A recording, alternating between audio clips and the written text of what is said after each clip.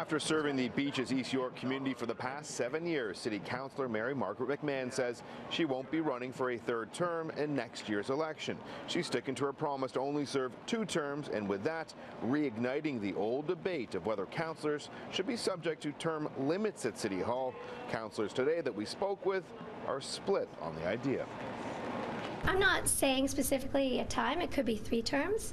But I really feel that you can get in, do a good job, hand it over to someone else, and you can continue to city build on the outside. I think it's healthy to have a 3-term limit to bring in new energy and new ideas so that we always have people who are hungry to make change in the city. There are absolutely councillors here who are past their primes, and I'm sure that some people would say that this particular councillor is past their prime.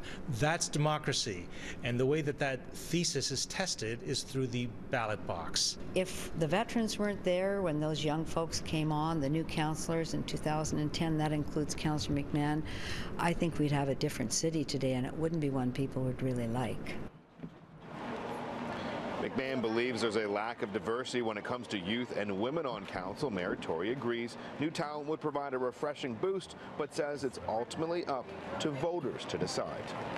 We are clearly, as a city council, not representative of the backgrounds of the people who live in the city that we serve. I think the council has skewed itself much more to older people because of the longevity of some of the councillors here. And I would just say it's one of the reasons why I was supportive of a ranked ballot, and I continue to be. And you know, that's the one thing that comforts me when I sort of say, well, I'm not going to take up a crusade on term limits, which is probably the best judges in the end about whether people have run out of gas or whether they've run out of new ideas are voters, and they get a chance every 4 years to pass judgment on all of us, including me.